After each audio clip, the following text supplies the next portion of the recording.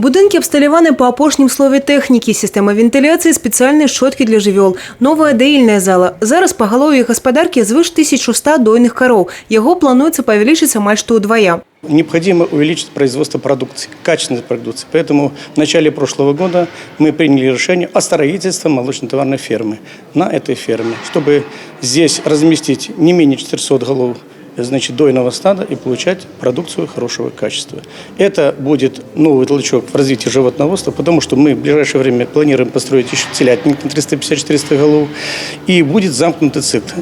Для того, каб проект увасобіць у жыццё, былі створаны умовы. Благодаря программе Брестского областного исполнительного комитета были льготные кредиты. Конечно же, очень много собственных средств. Мы много работы произвели здесь хозспособом. Инвестиции, которые были вложены в предыдущие годы, в настоящий год, дают о себе знать. Реализация работ «Два коровники» и даильный блок. У якости генподрядчика выступило объединение «Брест-Аблсельсбуд». Система даильной залы «Параллель». Компьютерное забеспечение дозволяет вести улик колькости и анализу молока. Я работаю бригадиром уже 10 лет на этой ферме. Как я пришла, то коровы были еще в других условиях.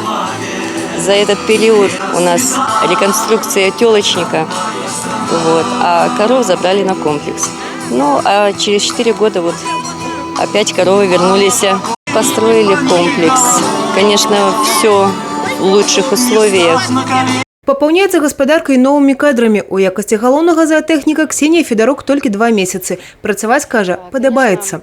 Современные технологии, очень много для меня нового. Стаж работы у меня небольшой, но работать здесь интересно. Здесь многому еще можно научиться, мне предстоит многое освоить. Условия все созданы, только остается работать и получать показатели.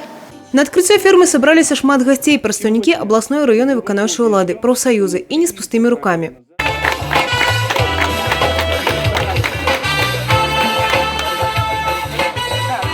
Сёлета ў области плануецца пабудаваць 33 молочно-товарные фермы. Евгений Мороз, Александр Сивицкий, телерадиокомпания «Брест».